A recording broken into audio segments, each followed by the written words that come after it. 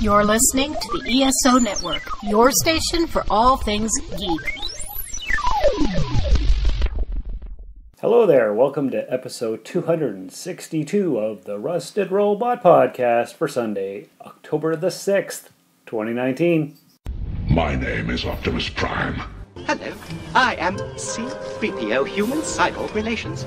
I am Locutus, a Borg. You're like a machine underneath, right? But sort of alive outside? I'm a cybernetic organism, living tissue over a metal endoskeleton. I'm an android. These aren't the droids we're looking for. Counterfeit, facsimile, replica. We need some sort of robot. Ah, crap! I'm some sort of robot. Hey, how's it going, Josh?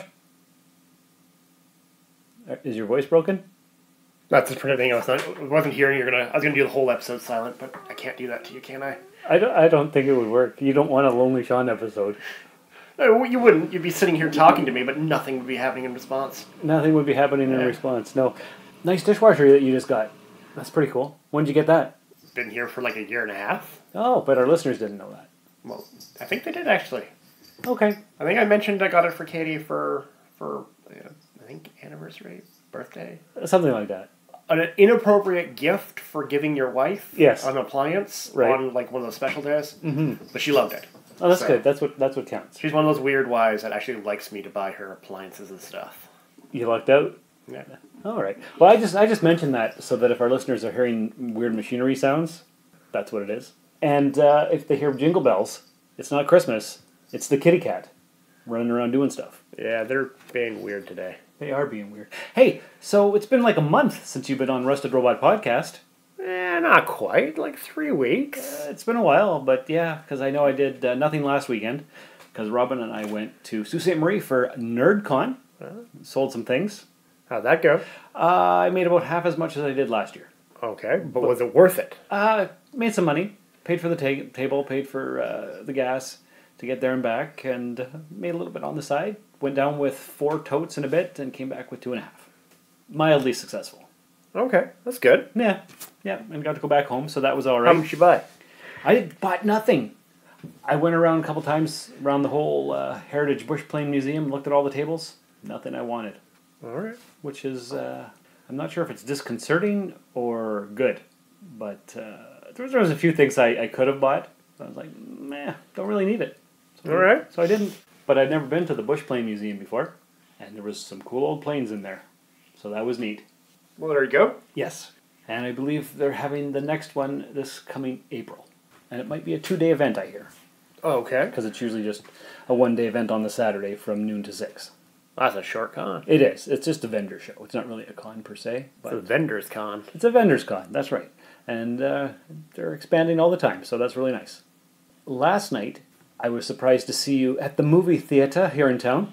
Well, it should have been. Like, Alien's a fantastic film. It is.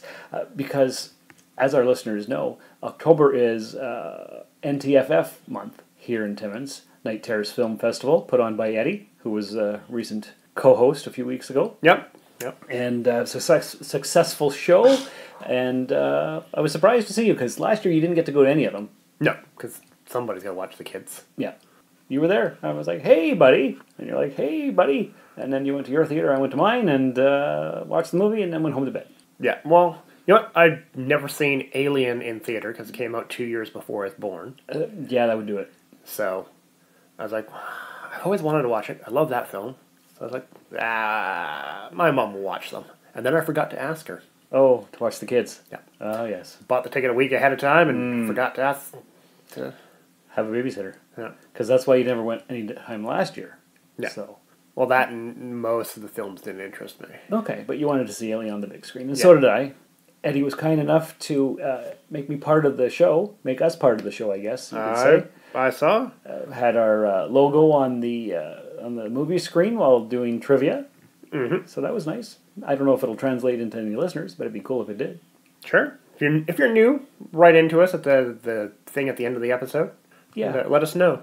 therustedrobot@gmail.com. Or you can just listen to it now instead of waiting for the end of the episode. What if they're new to podcasts and they're writing notes and they're pausing after each specific thing and they want to know all the stuff? It's not how people listen to things. Maybe some people do. Maybe people are very meticulous, Josh. Also, we put it at the end so it's easy to find. Yeah, so if you listen to it like you're walking somewhere, you just go to the end of the thing and go back a minute and go, okay, where is it? And then write it down then. But Because like right now, this is like 5 minutes in. we're about 5-6 minutes in, but we're updating the listeners because it's been a while since you and I podcasted together. Huh? And You never showed up? I invited you to come show up? but you never told me where you were. I never knew. So let's tell our listeners who may be new to the show where you were the last few weeks, why you weren't on the show. Okay, well, September, that whole first week from September 15th through the 22nd, I was out hunting. Yes, somewhere in the remote areas of town here. Yeah. It's not that far. It's like 14 kilometers up Pine Street, down a side trail, about 1.5 kilometers. Would I be able to find it? Sure. Yeah. Yeah. Is the trail marked? It's the only one on that side of the road Okay. for that segment, and then you just walk down the trail, and there's my campsite. And you go there every year. That's my campsite. You know what? Maybe we should go for a ride one day, just so I know. Sure, I can take you out. Okay. So, question for you. Did you shoot up any defenseless woodland creatures? No, I got game. Oh, that's different. Yeah. Okay, tell me more. A defenseless woodland creature would be like a chickadee or a chipmunk. So you didn't have those? No, because they're not game animals. You could eat a chipmunk if you're wrong. Not if I shoot it with a 12 gauge. Oh, is that what you use? Yeah. You don't use like a bow and arrow or a crossbow or anything like that? I'm not that sporting. No. Okay. So you use a 12 gauge. I use a 12 gauge and because I need something I can bring that can also act as a defense gun. Against wolves and lions and tigers and bears? Well, mostly bears. Okay. And antelope. And moose, actually. Moose? Yeah. Okay. So what did you shoot up? What'd you get? I got some grouse. Oh, okay. Mostly ruffed. In fact, no, I didn't get any spruce grouse this year None so far. Huh. But yeah, so I spent 7 days just walking all day, every day. And how was it? Was it enjoyable? Did you like the solitude? Yes. Yeah. It's... Did it rain the whole time or no? No. Only rained for the one day. Oh, that's not bad. Real bad wind the one day. Mm. Damn near tore my tarp off as a sail. Oh, fun. Yeah. But, yeah, other than that, it was actually pretty good weather out. Okay. Not too hot. Sunny. Kind of perfect. Yeah. Right on. Did you listen to podcasts while you were out there? Audiobooks when I was back at my campsite. Mm-hmm. During the day, I listened to nothing. Just the chirping of the birds and the crickets and the nature sounds. Because you have to pay attention to sure. sounds in the woods to hear if you can hear the birds moving. Makes sense.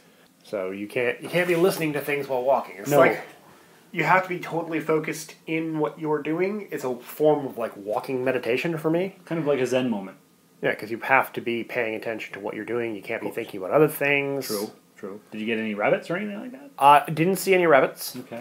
Do you have snares and stuff out there? No. No, just your 12 gauge. Snaring is not allowed. Oh, I didn't know that. You need a trapper's license to snare. Really? Okay. Yeah. The days of just walking out and setting snares, that was made illegal a long time ago. Gotcha. Because most people will set like 20 snares and they'd only check like 6 of them. Because they forget where they are. Yeah. Right. Or they get a few rabbits and then they stop going. And then the snares are still there and there's poor creatures. And that's the problem with passive traps. Right. They can stay set for a long time. Exactly. Okay, that makes sense. So just 12 gauging. I only go out with the shotgun. I bring, box ammunition, and I brought 5 double-aught buck defense rounds. In case you saw some bears. Yeah. Okay. But you didn't? No. No bad creatures? No bad creatures. Well, that's good. So you had fun, you feel refreshed and recentered? It's very relaxing. Good. I wouldn't say fun because it's not what I do it for. I do it for the relaxation. Right. Yeah. Fun is a relative term. But fun hunting was when you were a kid and you go out and you shoot a lot. Right. And you go out and you'll hunt for a bit and then you'll set up some targets and plink away on those and yeah. No. I'm more mature than that. I like to go out and walk and experience nature. It's like I was hiking carrying a shotgun. Okay. Pretty much it. Yeah, that's okay. Sounds good. Yep. Yeah, I should join you one time, sometime in the future, maybe. You should get your small game license and get a gun. We'll talk about that more off of the air. Process isn't that hard. No? I aced the gun proficiency handling. Mm-hmm. Right? And the theory. Okay. I got perfect on both of those. And on my outdoors card, I only got one wrong. That's not bad. With no studying. Oh, okay. Excellent. So it might be something worth looking into. Yeah. Go have a Zen moment out in the forest with you. And I think you'd be cleared through the background check real quick. Yeah? Because I work for a government You organization. work already for the federal government, so part of that's already done for you. Oh, that's true. And I walk all day long anyway. Yeah. So I can do that. I can keep up with you, I think. Yeah. Why not? All right. Sounds good. Should we talk about some geek things? Sure. Okay, let's do that. So for any new listeners, normally we don't talk about personal stuff for the first 10 minutes of a podcast, but it's been a while since Josh and I have seen each other, so we got to catch up. You get to listen to that, you guys and girls. Anything new on Netflix that you've watched, or any of the stuff? So there are several... The new season of anime is starting to come out. Okay. I've checked out a few of things that are coming out. Mm-hmm. Mostly because they've released a lot of isekai, which is the other world animes. Right, yes. So there's a splattering of them that just dropped. And I checked them out, and I'm trying to decide which ones I like. Hello, I'm Daniel Peter Hitch, author of the Connected Worlds Chronicles and the Bubbles the Pirate children's book series. You're listening to the Rusted Robot Podcast. Think about it. Alright, so I checked out 4 of the new isekai. So the first one is Hatake Kemono Michi, which is about a professional wrestler who, after he wins the world championship, is going to open a pet shop because he loves animals so much. Oh, very nice. He wears an animal mask as his luchador-style mask, Okay. and he's got a little dog, and he gets sucked into another world. Oh, no. Well, this is going to be a running theme. Yeah, that's what isekai means. Right. Another world. Another world. Right. The princess is like, oh, you have to stop the Demon King and save us. The classic trope, right? And fight the demon beasts. And he's like, demon beasts? Yes, they're monstrous animals that are attacking people. And he walks up and puts his arms around the princess. She's like, oh, hero, not in front of people. And then he suplexes her. Oh, nice. Because she wants him to fight animals, and animals just need to be loved. So it is a very funny anime so far. I'm probably going to continue this one. It sounds interesting. Give it a couple more episodes. Yeah. It looks good. Okay. The next one is... Let's see if I can say the full title, because this one's a big one. Kochin Kukukase Taichi wa Isekai demo Idui de Ikiniku yu desu. That's the whole title. That's the title. Wow, okay. This one is about 7 high school students that are the prodigies of the world. They are the best in a single field. So there's one who, despite being in high school, is the world's greatest medical doctor. Okay, that makes sense. There's one who, despite being a high school student, is the world's best swordswoman. Oh, nice. There's one who, despite being a high school student, is the world's most masterful espionage agent. She's also working as a professional journalist. Because of course she is. There's one who is the world's smartest girl. She's inventing things 20 years ahead of everybody else. Impressive. And she's still in high school. Naturally. There is the world's greatest stage magician. There is the world's... Again, still in high school. Yeah. There's the world's greatest economic theorist. He's like the best at business. Yeah. But he's still in high school. Right. And then there's the best at politics and governance. Despite being the first person ever directly elected in the Japanese system for president, he is the president of the country, but he's still in high school. Of course. And they all go to the same high school. Well, why wouldn't they? And so they were taking a private jet somewhere as a group, and their private jet somehow crashes on another world. Huh. Isekai. Yes. So, this one I don't think is going to be good. It doesn't sound like it would be, but this one sounds like it's going to fall into the tropes too much. Okay. But this one's like, oh, instead of if we had one super powerful protagonist, what if we had 7 highly focused but super powerful protagonists? So I'm like, I don't think this one's going to be good. But you'll give it the 3-episode I'll give it the 3-episode go. It wasn't so bad on the first episode that I'm like, no. Sometimes you get one of those ones where like either the animation is so out there, you're like, no. Or you get one that's just like you can't make out the voices, or like some of them are like just bad. The quality is just not there. The next one I checked out was Honzuki no Gekukuchu Shiju ni Naru Tame ni wa Shundan wo, and I'm not even going to try that one. Eranderi Rama Masense. That was pretty good. Probably absolutely horrible for anybody that actually speaks Japanese. I don't know how many Japanese listeners we have. Several thousand, I think. I would think so. So this one is, instead of being sucked into another world, it's the person is reborn. That's the other method of getting there. Of course. Okay. This one is not an action isekai. This one is this girl. She's a book-loving college student, has just gotten a job at Tokyo University, working in their library. Nice. It's a very prestigious thing, and she loves books, but she dies. Oh. And as she's dying, her last thought is, God, please let there be lots of books in the next world. Oh. She's reborn into the body of a little girl in this fantasy world, and nobody knows how to read where she lives. But there's lots of books? No, books are super rare and expensive. Oh. Only the rich have access to books, and even then, they only have a few books because they're expensive. They got to be handmade and handwritten. It's back to that. So she didn't get what she asked for? No, she did not. That's just sad. But her whole thing is she's like, well, if there aren't any books, I'll have to make them. So it looks like she's going to try to, make the printing press, and it's more of a slice of life. Okay. Less about like, oh, I can beat up any bad guy. Right. So that one looks interesting. Mm-hmm. I think I'm going to continue with that one. That one looks very wholesome. It sounds very wholesome. It's not actiony or whatnot. And the last one is the overly cautious hero. The hero is super powerful, but overly cautious. Oh. That's the title. Okay. What it is, he again, world's in trouble, so this goddess is assigned to save it. Hero, she summons this hero from Japan. Apparently there's an explanation for isekai on this one. Okay. The gods introduced the concept of isekai to Japan, so they have a pool of people who are ready primed to like, oh, I've been sucked into an isekai. I understand what is happening here. Okay. So they're not shocked by it. Right. So she's like, this guy's got really good stats. I'll bring him over. Turns out, he's super cautious.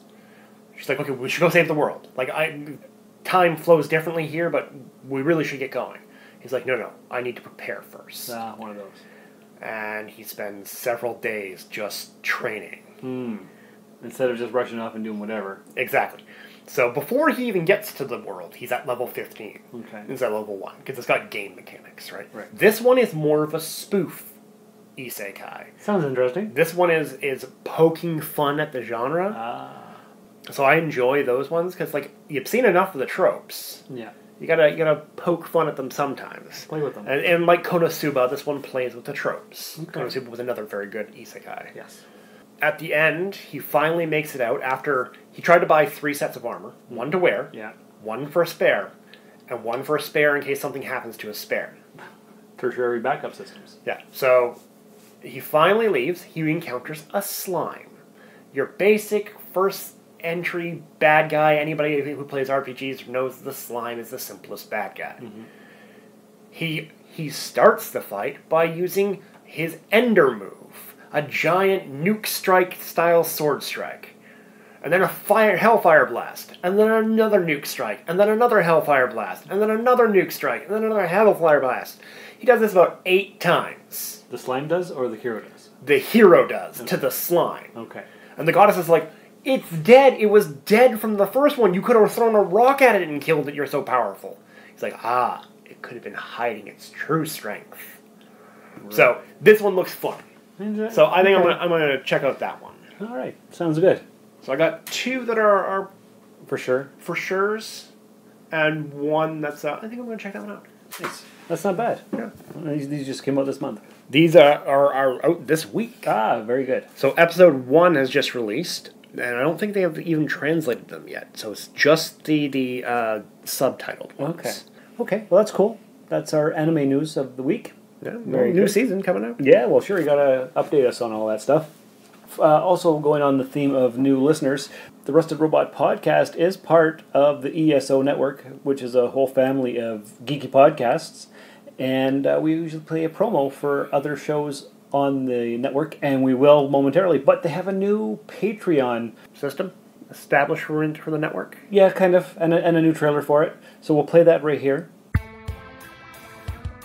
Everyone these days could use a little support, and your friends at the ESO Network are no different. With the ESO Network Patreon, the cool thing is when you help support us, it's you who will benefit. With 4 tiers starting for as little as 25 cents a week, you can listen to some of your favorite network podcasts early, hear exclusive content, maybe get some ESO swag, or even possibly take a shot at the geek seat. All you need to do is sign up at patreon.com/ESO Network. And that's if anybody would like to support the ESO Network. Okay. That's what they can do. Lots of good shows on it.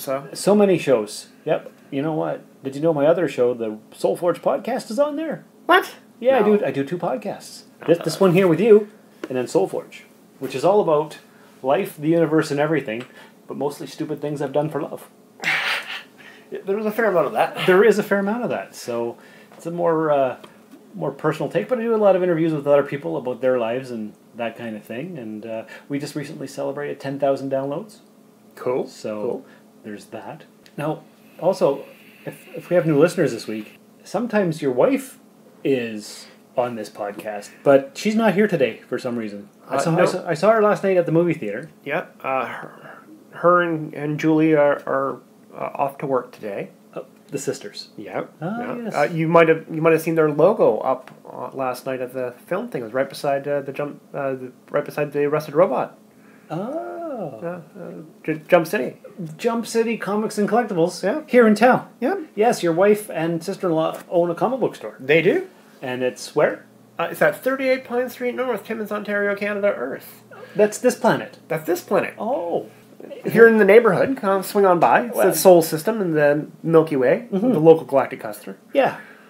Stop on by, pick up some comics. They have more than comics, though, I hear. They do. They have lots of collectibles. Right now, they're having a sale on old graphic novels that are past their prime. They're not the newest and latest. So there's a whole table at 50% off right now. That is a good deal. Yeah, and they got Why the Last Man's on there. Almost the whole set. Nice. Really good comic. Mm-hmm. They got a bunch of other ones. I didn't check out the full table because I get the stuff when it's new because I get it on the wife owns the shop. Right, you've got an advantage. Yeah, that's very nice. So Jump City Comics and Collectibles in the 101 Mall. Yeah, lower level.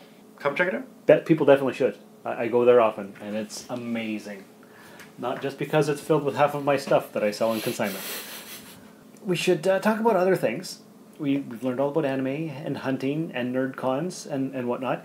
Did you know that at the end of this month, there is a Halloween dance here in town? I did. It's put on by the Northern Ontario Expo Timmins Comic Con crew, which we are board members of. We are. And had a meeting on Friday night. I was not told about this.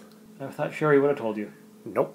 Oh, I almost texted you to let you know, and then I didn't even think about it. I missed the first ones of the year, but I need to be there for the Halloween dance. Right, because that's on the 25th of this month at a location. I think the Senator. I think we're back at the Senator. And then the following week, we're also part of the Timmins Symphony Orchestra. They're playing a bunch of movie-themed music. Yeah. And I'm dressed up as a stormtrooper as part of it. Too little short for a stormtrooper. Cool. So that's November 2nd, I believe. And tickets are available now, I think. So that's what's going on there. Other stuff that's going on.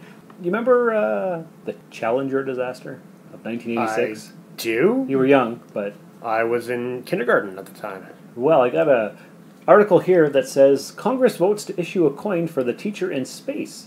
And just to read the article, the United States Mint will memorialize the first teacher who launched towards space with a new coin that will help continue her mission of science and technology education. The House of Representatives passed the Christa McAuliffe Commemorative Coin Act of 2019 on Thursday, September 19th, directing the Mint to produce a $1 silver coin honoring the fallen educator who died alongside her 6 crewmates on board the Space Shuttle Challenger in 1986.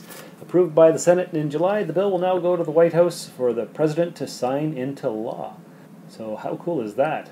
I wonder what would happen if he vetoed it. Ooh, I don't know. That would be bad. But the act calls for the Mint to issue not more than 350,000 of the $1 silver coins in 2021, recognizing the 35th anniversary of the Challenger disaster. The 1.5-inch coin will feature an image and the name of Christa McAuliffe on the obverse or head side, and a design on the reverse that depicts the legacy of Christa McAuliffe as a teacher. So that is pretty awesome, as long as Trump doesn't veto it. But it's always good to commemorate teachers and education and all that kind of stuff, fallen heroes. The only thing is, it's 35 years out. Yeah. Like, you could have done that at 20 years out? 10 years out? Well, they finally got around to it. 35 is a long time out.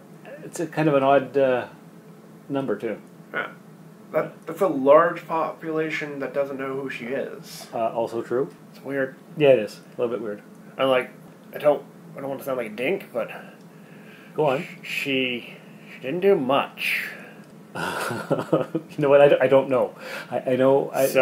She was there as almost like a promotional thing to get people interested in space again and get kids interested in space, which the interest has never gone away. The public has always been interested in space. Always. The political will has not always been there. Well, no, that's true. That's true. And I'm not diminishing her role in that regard, and she was important in that regard. Yeah. But there were a bunch of other people on the shuttle, and most of them were seasoned astronauts. Yeah. Where's their coin? Exactly. Oh. Because, she's famous for the novelty of being the first teacher in space. And, that's a dubious thing to be hanging. Considering she didn't quite get to space? I'm not saying that, because, Okay. she died on the route. That's a noble task on itself. It is. But 2021, Josh, the coin should be available for purchase. And when it comes out, we will talk about that as well. So anyway, this weekend here, we should be in New York because they're holding New York Comic Con. And we aren't there. Well, you didn't buy our tickets. I know. I've been doing so much traveling this year, I just couldn't stand another excursion. I've got an article here on the Facebook page that I shared. They released, ahead of the con, a 15-second teaser trailer for the new Captain Picard TV series. It's 15 seconds, it's him walking, and it reveals a new badge. But we can't play it here in Canada because there's no access to it. But I shared it on Facebook, so our American listeners can go ahead and check that out. I don't know much more about it because I can't see it. Editor's note: after recording this episode, full trailers for Picard, Discovery Season 3 and Lost in Space Season 2 were released from New York Comic Con. Okay. Really looking forward to the Picard series. It's a 15-second teaser, so it's not like they're going to give away too much in it. No, we weren't going to play it anyway because it's probably no sound. But or just him saying a couple words. Maybe. But I don't know because I can't watch it. Or he gives an entire soliloquy about his reasons for returning, and we just missed the entire of it. It could be, yeah. But sometime in early 2020, the series comes out. So that'll be awesome. Now, speaking of heroes and immortalization, as revealed at New York Comic Con, the late Stan the Man Lee is being immortalized as a Marvel Legends 6-inch action figure by Hasbro. Inspired by his cameo appearance in 2012's The Avengers, the figure includes a signed Captain America shield and a foldable chessboard. And here's some images that if you're on the Facebook page you can see. It looks pretty neat. It says here, Marvel Legends Series 6-inch Stan Lee figure, ages 4 and up. Approximate retail price starting at $24.99, available spring 2020. fans, collectors, and kids alike can enjoy this Marvel Legends Series 6-inch Stan Lee figure, inspired by the creator of the Avengers himself, Stan the Man Lee. This high-quality, realistic 6-inch figure features premium design, detail, and multiple points of articulation, making it a great addition to any series figure collection. It'll be available at most major retailers, and it includes the 2 accessories, as mentioned, a foldable chessboard and a shield. So I might end up getting that. I would get that too. I mean, that's going to end up on the perimeter shelf. It should, because that is pretty awesome. It's a good likeness of him, and we all love Stan Lee. Do you remember Pippi Longstocking? Yes. Well, she's getting a new movie. She's an impossibly strong pirate heir with a bag of gold and no desire to take crap from anyone. Pippi Longstocking, the red-haired heroine created by classic children's author Astrid Lindgren, is getting a new film from the folks behind one of the best children's book adaptations of our time, Paddington. In a press release, Studio Canal and Heyday Films announced they were teaming up with the Astrid Lindgren Company to develop a film adaptation of Pippi Longstocking based on the children's series that ran from 1945 to 48. The stories have been translated into dozens of languages, and Pippi's adventures have been adapted into several shows and films. Hayao Miyazaki, how do you say that? Hayao Miyazaki even tried to make an anime version. Miyazaki? Yeah. But couldn't secure the rights. Taking inspiration from a series of stories she told her daughter, Lindgren created a strong and independent role model for young folks, the fun-loving daughter of a pirate king who lived on her own and regaled her neighbors with tales of her amazing adventures. The stories contained their share of scary and mature subject material, and Lindgren wasn't afraid to challenge the audience. Pippi is considered to be a 20th century feminist icon, a young girl who forged her own path and also had super strength. She could lift a horse with one arm. So, what do you think about that? Okay. So, like, the source material is not something I'm terribly familiar with. I remember watching the movie when I was a kid. I remember watching the 1960s or 70s TV show. Was it a TV show then? There was a TV show. There was also a movie. Okay, because I watched something years and years ago. Yeah. So, like, yeah, okay. Good. Let's recycle some old intellectual property that is not that well known. Mm-hmm. Not a problem there. Okay. Yeah. But we don't know enough at this point to make any kind of assertions or judgments. No, we definitely don't. But that's just a wait and see. Okay, it's been long enough and it's not known enough to be like, oh, well, you're ruining a classic. You're rebooting it again? Yeah, like they're planning to reboot Princess Bride, apparently. Did you hear about that? Yeah, I did. That one is very well known by a lot of people. And everybody's up in arms. And it's done really well. And it doesn't need to be remade. But they were the boys at Play on Nerds were just talking about that. And Jarman was totally against it. Steve was explaining it to him and like, well, you know what? It's been more than 25 years and they can get all kinds of different famous actors and redo it and stuff. And Jarman was then kind of on board. So it changed his mind. So here's the thing. I am not opposed to a reboot, but you gotta give me a reason for a reboot. Don't just, it's 25 years old. We just went to the theater and watched a movie that came out 3 years before I was born. Right. And they made sequels and prequels. Yeah. They haven't redone it. Exactly. So, like, people will go watch older movies. Yeah. Your problem, particularly that kind of movie, it's not set in the future like Alien was. Right. Where, like, the computer technology is laughable. Were there people laughing in your theater, too? A couple, yeah. When the alien burst out of the guy's chest, people were just cracking up. I don't know if they'd never seen it before or the effects were bad up on the big screen. It didn't look bad. It looked good. It's the fact that everybody knows it was happening. Yeah. Like, it's not like this movie is coming out for the first time. And it's a surprise. Yeah. Yeah. Everybody knows that the chestburster's coming. Yeah. Did you see the lady who was dressed up with the chestburster in her costume? No, that wasn't in my theater. Oh, okay. Well, she was there. She had a white jumpsuit on and a little alien poking out of her chest. It was awesome. Very neat. Yeah. Yeah. So, like, I don't have a problem with them doing a reboot per se, but you gotta give me a reason for it. Do you have a new take on the story? Do you feel that you could have done better with the story? Very hard to do. It was very well done. And everybody loves it. It's a classic. So, like, if you're gonna do it, give me a reason. Yeah. And most of the time, their reason is... more money. Yeah. Everybody loves it, and if we make another one, they'll go to the theater to see it. Right. That's the same with Battlestar Galactica. We talked about that on a recent episode. It's either a reboot or a continuation in the same universe. That one's kind of weird. Because it never clarifies whether it is or it isn't. Right, exactly. And it might even be a prequel. Yeah, maybe. I don't know. Yeah, it's just weird. So, I guess because the whole thing is about cycles, right? Yeah. So because this happened before and it'll happen again. Exactly. But it's going to be on the NBC Peacock network, and who's going to get that? Nobody. Right. There's too many streaming services, you can't keep up. Speaking of streaming services, Netflix. Did we already talk about this? I don't think we did we?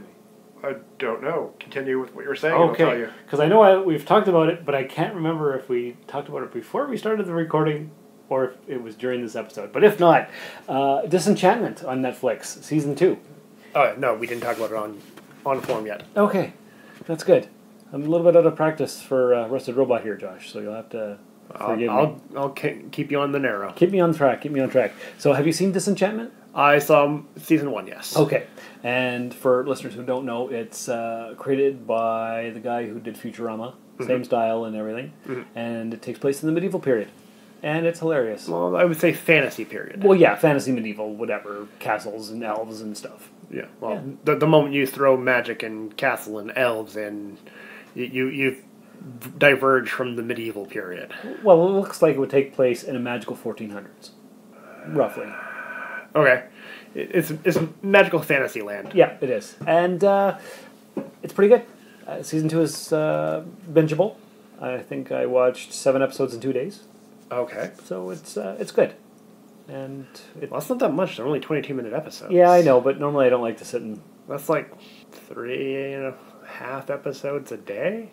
Yeah. That's an hour. Fine. Okay. You got me. I watched other things too. I just finished watching Wu Assassins on Netflix. Okay, how was that? That was actually really decent. I watched that pretty quickly too. I'm supposed to be watching season 3 of Glow and Stranger Things and Jessica Jones and 13 Reasons Why. And I've started on Jessica Jones, but she is hard to binge. That's a show that no, that's not a binge show. I cannot watch that show. That's 1 or 2 and then take a break, and 1 or 2 and then take a break. Yeah. So Wu Assassins, though, I finished that within a week. And it's about this guy, and he's got the power of 1,000 monks because he is the Wu assassin. He was chosen because there are 5 people who have the Wu, which are elements like earth, air, metal, fire, whatever. And they're the bad guys. And so him and his friends have to defeat the Wu guys. And it's 10 episodes. It's a fun show. It's decent. A lot of kung fu and fight scenes and political intrigue and whatever. And one of the main characters is Byron Man. That's his name. I love it.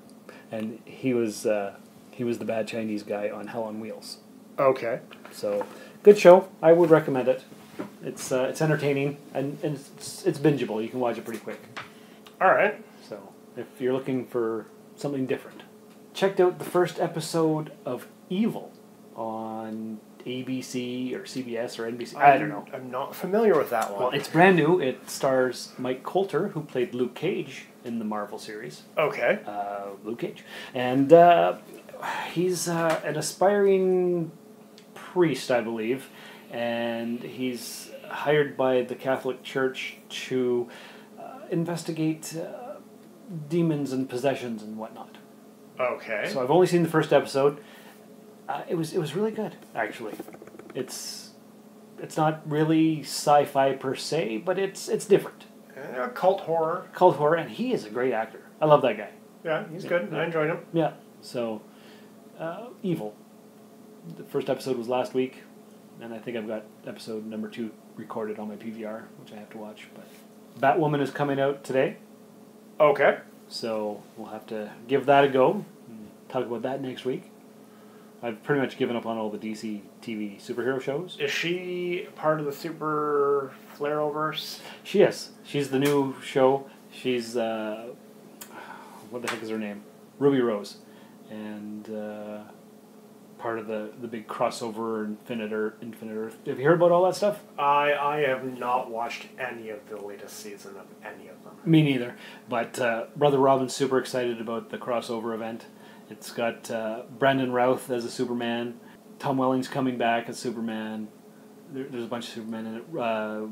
Burt Ward, the old Robin, is going to be in it. There's like so many people in it. It's like just jam-packed with stars. Okay. And it's a crisis on Infinite Earth.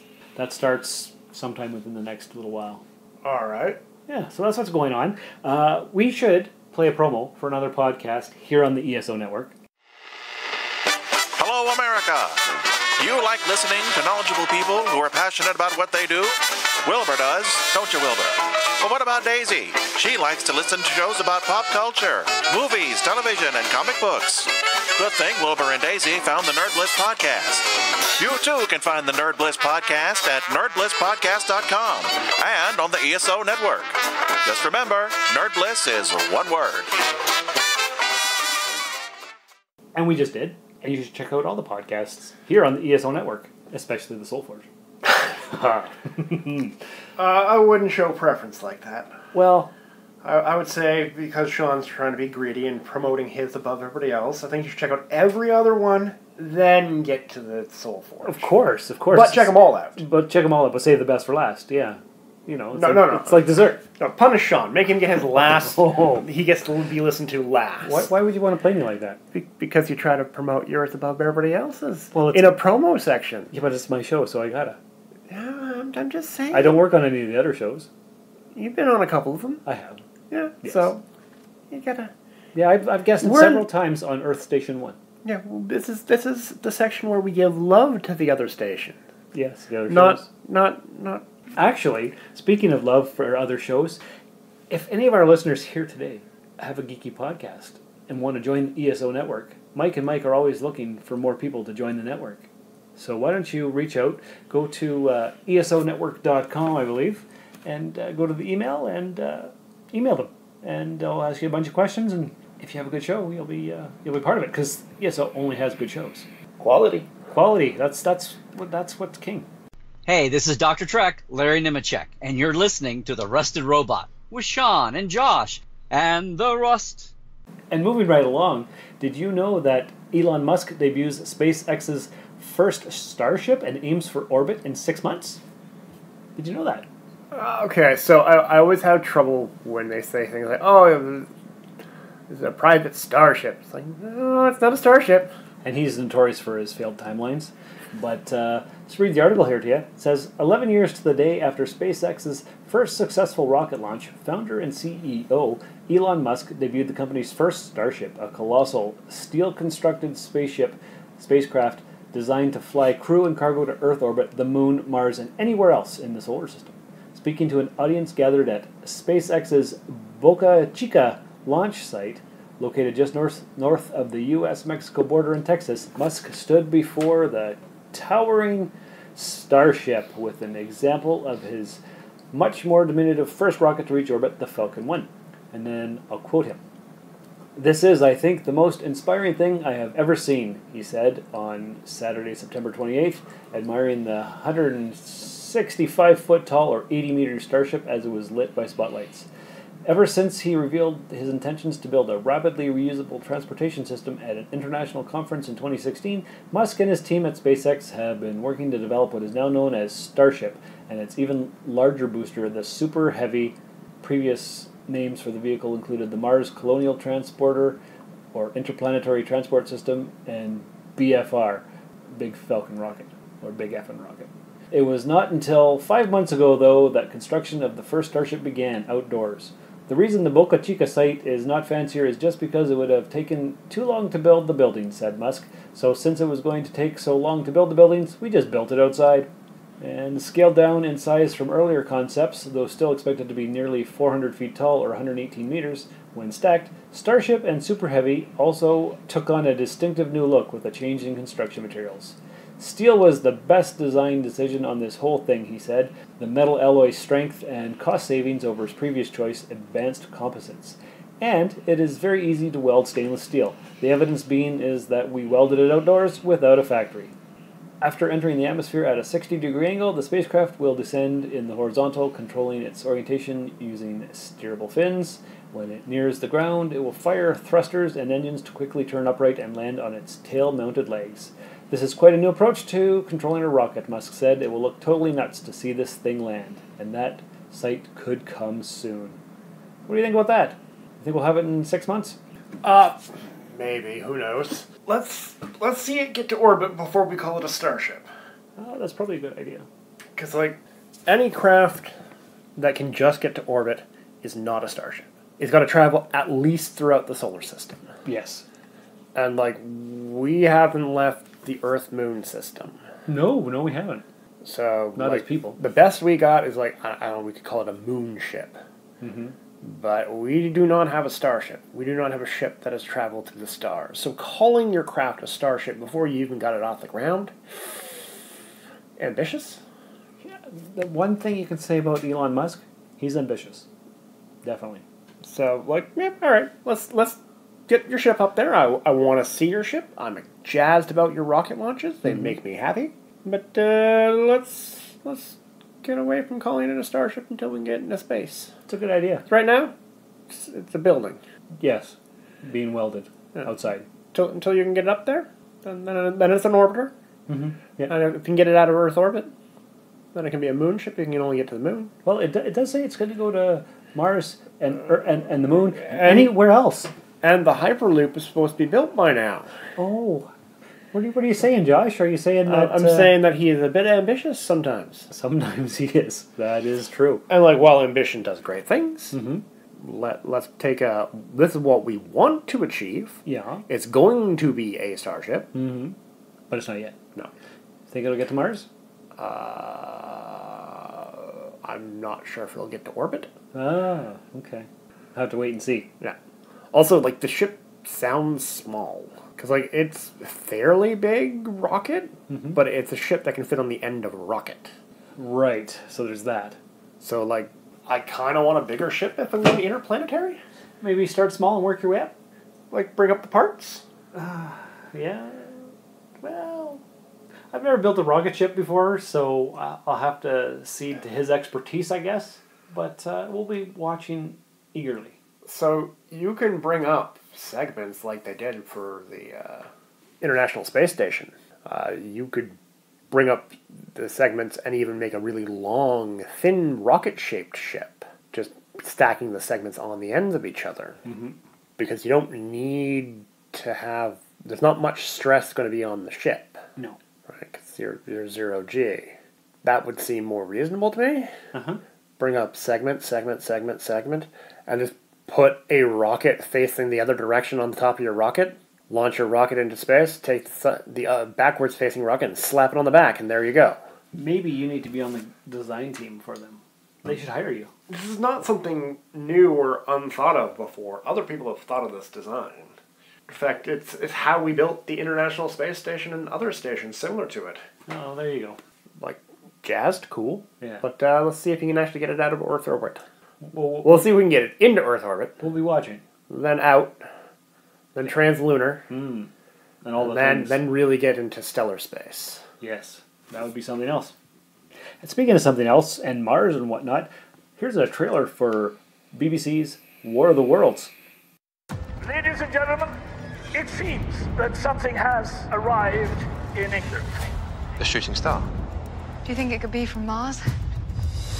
Something can't erupt from Mars and end up in Surrey.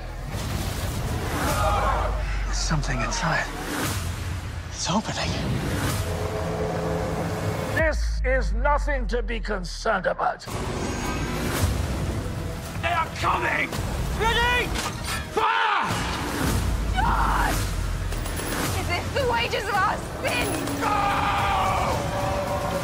The War of the Worlds on BBC One. Looks interesting. Looks like a TV series. Looks good. Yeah. It's very, it's got that old-timey film technique, which I don't really care for.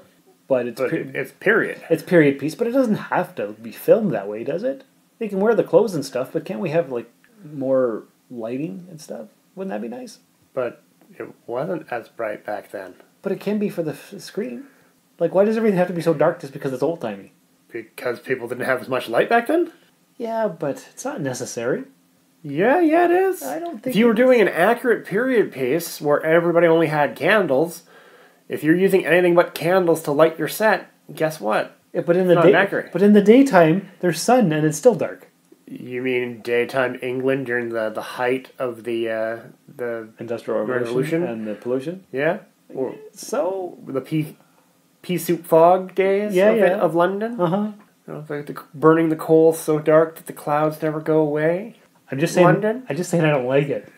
I'm just saying I think it's not that inaccurate. I'm not timepiece. Oh, I'm sure it's accurate as heck. But I would just like some more light on my screen. That's all. That's it. But it doesn't say when it's coming out, but it does look interesting. And the accents aren't too heavy that you can't understand it. Like, what time of year is it as well? That'll affect how the weather is. That's true. It doesn't say. Because if it's taking place in the fall, that tends to be a rainier season. Right? Yeah. So, like, it can be overcast all the time. It's fine. Mm-hmm. So it's coming out on BBC.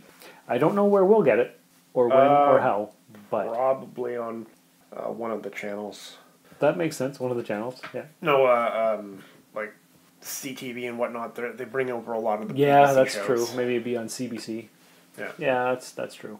Looks interesting. Or looks fun. Acquire it with an eye patch. Yes. Okay, we'll do that. All right. More news. Spider-Man returns to the Marvel Cinematic Universe as Sony and Disney announce a third movie in the Spider-Man Homecoming franchise produced by Marvel Studios head Kevin Feige. In 2015, Sony and Marvel reached a deal to share Spider-Man and bring him into the MCU, with Tom Holland later cast as Peter Parker. He's since become an integral player in the MCU and closed out Phase 4 with Spider-Man Far From Home. However, earlier this summer it was reported that Sony and Disney couldn't come to a new agreement to continue sharing Spider-Man, indicating the wall crawler would need to leave the MCU. Now, there was a lot of fan backlash and stuff, but then I think they looked at the pile of money and they said, we should make a third one. So the initial report was followed by other tidbits of information about where the deal broke down, what effect Dark Phoenix may have had on Spider-Man leaving, and whether the studios would ever be able to reach a new agreement. For their part, fans were outraged by the studios failing to come together to keep Spider-Man in the MCU. After all, Holland's Spider-Man has become a fan-favorite MCU superhero, with 2 successful solo movies under his belt and a trio of appearances in other MCU projects. Plus, with the Fantastic Four and X-Men back at Marvel, it seemed the MCU was poised to be able to truly adapt the whole Marvel Universe for the first time. Now fans can rest assured that Spider-Man will remain in the MCU, at least for the time being. Sony and Walt Disney officially announced a third movie in the franchise, co-produced by the 2 studios, with Kevin Feige on board the third installment, alongside producer Amy Pascal. The studio set the film to hit theaters on July 16th, 2021. As part of the deal, Spider-Man will also appear in another MCU movie, though specifically which one was not revealed. Feige said of the deal, "I am thrilled that Spidey's journey in the MCU will continue, and I and all of us at Marvel Studios are very excited that we get to keep working on it. Spider-Man is a powerful icon and hero whose story crosses all ages and audiences around the globe. He also happens to be the only hero with the superpower to cross cinematic universes. So as Sony continues to develop their own Spideyverse, you never know what surprises the future might hold." So, this is not completely unsurprised. No. But do you think it was all just a ploy? I think it was a negotiation tactic. Yeah. And, you know what? All right, we'll see what they do. I think Sony saw the pile of money that they have, and they know that, like, a lot of that comes from the fact that he is a part of the MCU. Mm-hmm. Not saying that Spider-Man doesn't get bank. Spider-Man gets bank, but did he get as much bank? So, and then they would have to reboot, and they'd make some fans upset. So they couldn't completely give up on the idea of letting Marvel do all the creative work for them, and they just take home a check. Mm-hmm. I'm like, why are you considering this a bad idea? Yeah. Like, they think Spider-Man's not going to make its budget back? What? Like, at no point was it never going to make its budget back, so no. There was no chance that they would lose money. True enough. Yeah, so it's good for fanboys, fangirls. It's good for everybody's pocketbooks over there. Good for Tom Holland. He's a busy guy. I was sad for Tom Holland. Yeah? Yeah. Why is that? Because he really likes being in Spider-Man. And he's a good And job. if they rebooted, they'd have to boot him out. Right, because we need a fourth Spider-Man in 20 years. Of course. Yeah. New Spider-Man every 5 years is pretty much a standard, right? It seems to be. Yeah, par for the course.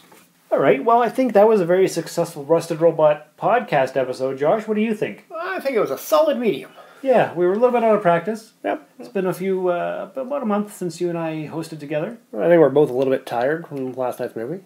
Well, yeah, I didn't get home till after 2 o'clock, and we're recording and starting at 10 o'clock here Saturday morning. So, yeah, a little bit tired. But we did okay. For all the new listeners that have joined us, make sure you tell your friends about us. Subscribe everywhere. Thanks to all the returning listeners and people who have supported us throughout the last 5.5 years. What else should we tell them, Josh? Listen to the end credits for all the things and ways to contact us. I think that's it. I think that's it. So, thanks for coming by, and remember, I'd like to live just long enough to be there when they cut off your head and stick it on a pike. I'd like to live just long enough to be there when they cut off your head and stick it on a pike, as a warning to the next 10 generations that some favors come with too high a price. I want to look up into your lifeless eyes and wave like this. You have been listening to the Rusted Robot Podcast. To contact the show, email therustedrobot@gmail.com or tweet us at therustedrobot. Join the Facebook page and group and visit the website at therustedrobot.podbean.com. The Rusted Robot Podcast was put together by Sean and Josh and the Rusty crew. Please remember to check out our other show, the Soulforge Podcast, visit Jump City Comics in the 101 Mall, and leave a glowing review in your chosen podcast app. Thank you, and have a geeky day. The Rusted Robot Podcast. Think about it.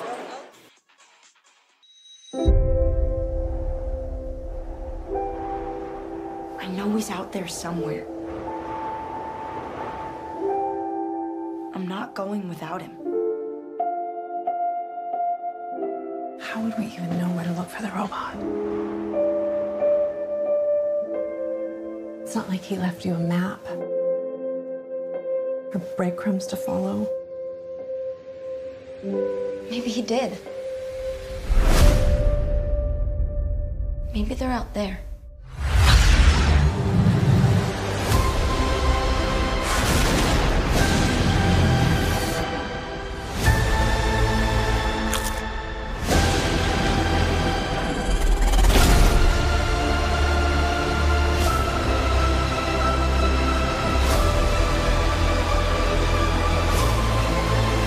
What do you say, Robinsons?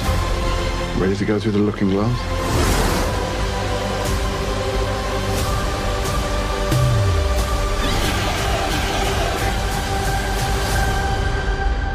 I'm gonna find Tim. Good.